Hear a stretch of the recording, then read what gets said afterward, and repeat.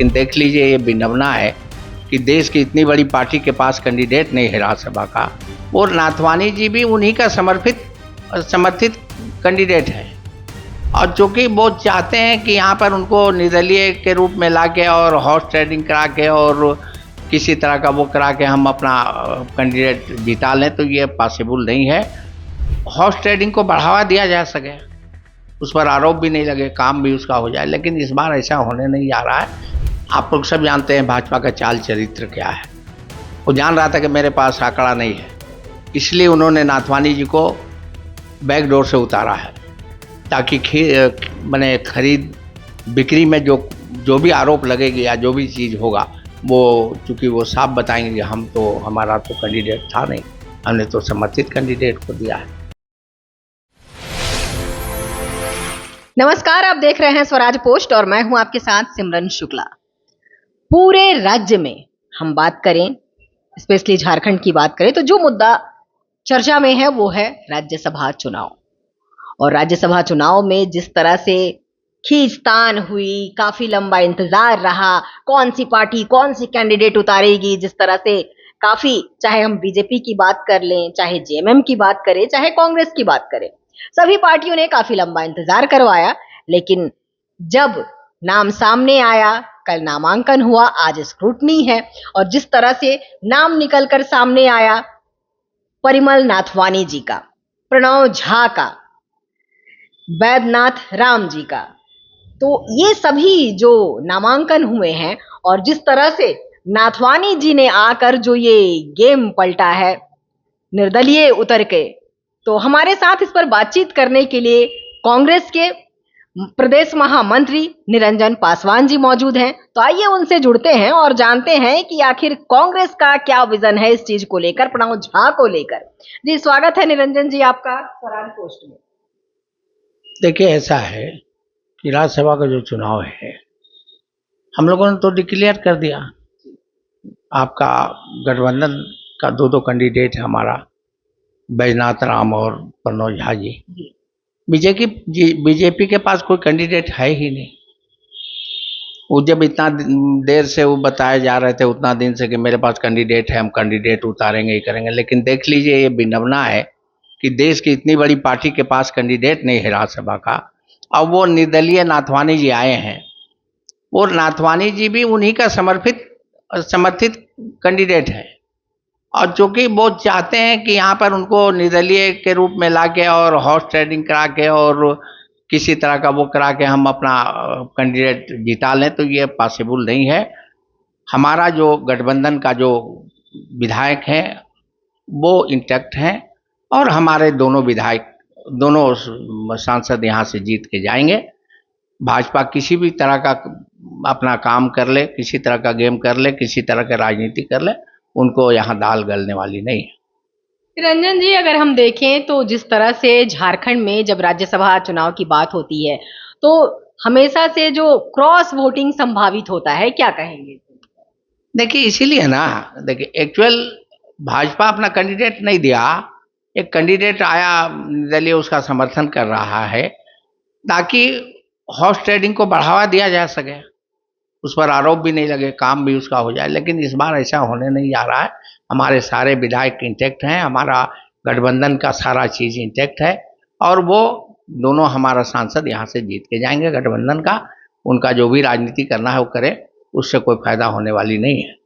चलिए, कांग्रेस महागठबंधन की हम बात करें तो जिस तरह से अपनी जीत को लेकर काफी आश्वस्त है, उसी तरह से जिस तरह से बीजेपी ने नाथवानी जी को उतारा है, और हालांकि देखा जाए तो झारखंड की राजनीति से वो बहुत ही भली भांति परिचित हैं, और जिस तरह से वो निर्दलीय उतरे हैं, तो आपको क्या लगता है, आप अपनी पार्टी की तरफ से जो जीत को लेकर काफी आश्वस्त हैं, यही आश्वस्त जो हमको दिखाई दे रहा है वो बीजेपी में भी दिखाई दे रहा है, उनका भी यही कहना है कि हम अपनी जीत को लेके बहुत हद तक आश्वस्त हैं, तो आप इसे किस तरह? अच्छा, एक चीज बताइए, उनके पास वो बहुमत है ही नहीं, और वो किस दम पर ये बात बोल रहे हैं? इसका मतलब है कि आपका कहना सही है कि उनके पास जो है वो आंकड़ा बल नहीं है, उनके पास नहीं है, लेकिन जिस तरह से नाथवानी जी का रहा है इतिहास, खासकर झारखंड की राजनीति को लेकर, जिस तरह से उन्होंने हेमंत सोरेन जो झारखंड के मुखिया है उनसे मुलाकात की है, तो क्या लगता है आपको कि जिस तरह से वो भली भांति परिचित है और बीजेपी ने जो दांव खेला है नाथवानी जी पर,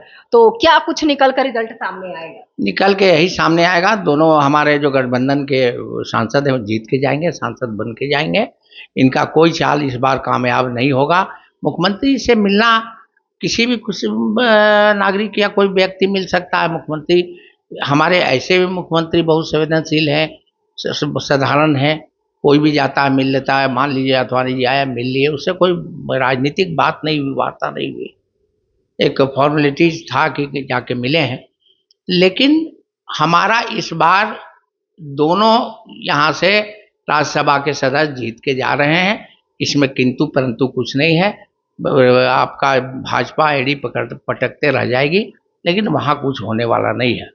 हमारा जो ये है पूरा हम इंटैक्ट हैं, हमारे सारे वोटर, और देखिएगा 18 तारीख का इसका रिजल्ट आपको देखने को मिलेगा। 4 का आंकड़ा जो है वो पार करना, जुटाना, क्या आपको लगता है कि नाथवानी जी के लिए बहुत मुश्किल होगा या मुश्किल बिल्कुल नहीं होगा? क्या लगता है आप? देखिए 4 का आंकड़ा बहुत मुश्किल भी है और बिना मुश्किल का मैंने मुश्किल भी नहीं है। इसलिए हम बोल रहे हैं कि इस बार समुद्र पार करने में बहुत समय लगेगा।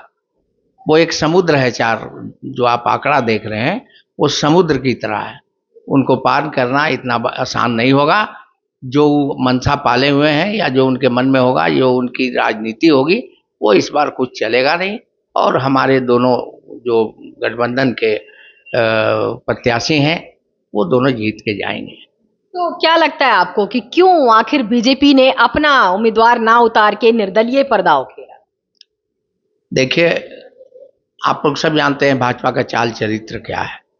वो जान रहा था कि मेरे पास आंकड़ा नहीं है, इसलिए उन्होंने नाथवानी जी को बैकडोर से उतारा है, ताकि मैंने खरीद बिक्री में जो भी आरोप लगेगी या जो भी चीज़ होगा, वो चूंकि वो साफ बताएंगे हमारा तो कैंडिडेट था नहीं, हमने तो समर्थित कैंडिडेट को दिया है। ये इस चाल का एक कड़ी है, लेकिन इस चाल की कड़ी इस बार चलने नहीं जा रही है। चलिए निरंजन जी, मान लेते हैं कि एक चाल की एक कड़ी है, जैसा कि आपने कहा।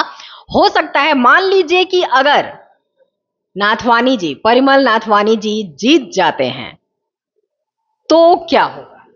नहीं, ये तो पॉसिबल है ही नहीं, इस पर किंतु परंतु किया ही नहीं जा सकता है। जीत जाते हैं ऐसा कोई शब्द ही नहीं है। हमारे जो मंशा हमने तो पहले ही आपको बता दिया, जो मंशा लेके वो आए हैं इस बार वो फेल कर जाएंगे, और हमारे दोनों जो गठबंधन के प्रत्याशी हैं वो जीत के सदन में जाएंगे। इस बार कुछ चलना नहीं है। हम लोगों ने उन लोगों का चाल चरित्र को देख लिया है, सारे चाल को समझ गया है। हम भी अपने तरीके से बहुत मैंने मजबूत हैं। इस बार किसी की चारा यहाँ चलने नहीं जा रही। जैसे कि मुखिया हेमंत सोरेन जी ने जो बैजनाथ राम पर जो भरोसा जताया है, पार्टी में और भी काफी अनुभवी चेहरे थे जो इंतजार में भी थे, तो क्या लगता है कि मतलब इस चेहरे पर भरोसा जताना कितना सही था? देखिए और भी चेहरे मौजूद। देखिए अब ऐसा लगता है कि हमारे मुखिया गठबंधन के जो झारखंड के मुखिया हैं, है ना, वो बहुत बारीकी राजनीति कर रहे हैं, बहुत समझ बूझ के उन्होंने उनको कैंडिडेट बनाया है। और वो पहले से विधायक रह चुके हैं जेएमएम का। आज उनका जो चाल चरित्र नेचर सब बढ़िया है, सब कुछ बढ़िया है। दूसरी बात, ये एक स्थानीय कैंडिडेट भी है। दूसरी बात, वो दलित से आता है, और चूंकि झारखंड में हमारा जेएमएम का जो गठबंधन कांग्रेस का है, वो बहुत गंभीर स्थिति में सोच समझकर बहुत अच्छी मैंने उन्होंने निर्णय लिया है। उसका फायदा आने वाला समय में हम लोगों को गठबंधन को मिलेगी। आज स्क्रूटनी की तारीख है, क्या लगता है आप? स्क्रूटनी हो रहा है, अब देखिए उसमें क्या होता है। सबका अगर बढ़िया सारा चीज अच्छी होगी तो स्क्रूटनी हो जाएगा। ये तो प्रशासन का काम है करना। बिल्कुल। कल हमारी महागठबंधन के काफी लोगों से बात हुई थी, तो उनमें से कुछ ने कहा कि बीजेपी के पास जो है जादुई आंकड़े होने चाहिए, उनके पास कोई संख्या बल नहीं है, हो सकता है कि वो स्क्रूटनी में अपने नाम को वापस ले ले। इस पर आप क्या कहेंगे? नहीं, वो तो उनका विचार है, वो पार्टी का विचार है, उस पर हमको कुछ कहना नहीं है। वो हो सकता है वो अपना आंकड़ा बल देख के अपना वापस लें या रखें, वो तो उनकी अपना विचार होगा, अपना ये होगा, उस पर हम कोई कमेंट नहीं कर सकते। हमारा जो है, हम अपनी बात करते हैं, वो अपना भी देख लेंगे क्या स्थिति है, नहीं है, हमको करना है नहीं करना, उस तरह से वो करेंगे। प्रणव झा पे अगर हम बात करें तो यहाँ पर कांग्रेस के पास भी बहुत सारे चेहरे थे, प्रणव झा ही क्यों? देखिए, प्रणव झा भी मैंने काफ़ी राजनीति झारखंड में की है, एनएसवाई के रहे हैं, यूथ कांग्रेस के रहे हैं और काम किए हैं। बोकारो में उनका घर है ना। तो कांग्रेस के कार्यकर्ता रहे हैं, ऐसा नहीं कि कोई बाहर से तुरंत ले आए, इसलिए उनको पार्टी समझा कि इनको।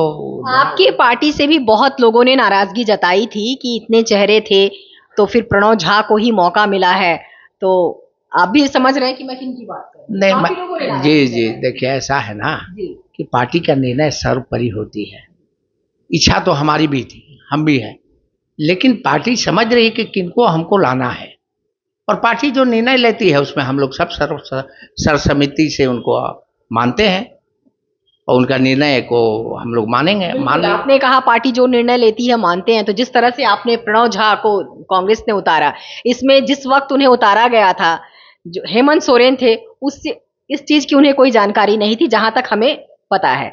बाद में फिर बैठकें हुई, भूपेश बघेल जी आए छत्तीसगढ़ से, तो ये सब कुछ क्या कुछ रहा?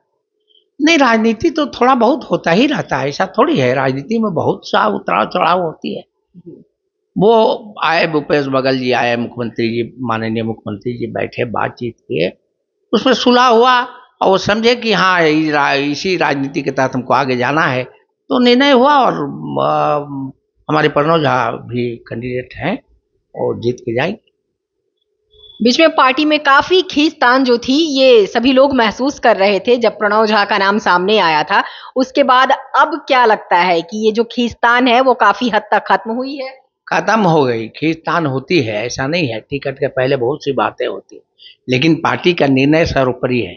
पार्टी ने जब निर्णय ले लिया तो उस पर हम सब सहमति से उनको जिताने में लग गए हैं। उनका मेरा प्रयास है, पार्टी का निर्णय को मानना मेरा धर्म है, इसलिए हम लोग सभी लोग हैं, कोई खींचातान नहीं है, सब लोग लगे हुए हैं, सब लोग प्रयास कर रहे हैं जिनकी जो क्षमता है, और हमारे दोनों गठबंधन को जिता के हम लोग भेजने के प्रयास में लगे। चलिए, आखिरी सवाल, महागठबंधन अपनी जीत को लेकर कितनी आश्वस्त है? पूरी तरह आश्वस्त है, हमने बताया ना आपको, हम लोग पूरी तरह आश्वस्त हैं और ये मान के चल रहे हैं कि 18 तारीख का जो रिजल्ट आएगा वो हम लोग के पक्ष में आएगा, हमारे दोनों कैंडिडेट जीतेंगे और दिल्ली के सदन में जाएंगे। चलिए, प्रदेश महामंत्री जी निरंजन पासवान जी ने जो कुछ कहा हमने आपको अभी कैमरे पर दिखाया और सुनाया। जिस तरह से महागठबंधन अपनी जीत को लेकर पूरी तरह से आश्वस्त है, लेकिन जैसा कि इन्होंने कहा कि 18 तारीख को ये चीजें क्लियर हो जाएंगी, तो हमें थोड़ा सा इंतजार करना होगा कि आखिरकार झारखंड की जो राजनीति है क्या कुछ और नया रंग लाती है। कैमरा पर्सन भूपेंद्र के साथ मैं सिमरन शुक्ला, स्वराज पोस्ट, रांची।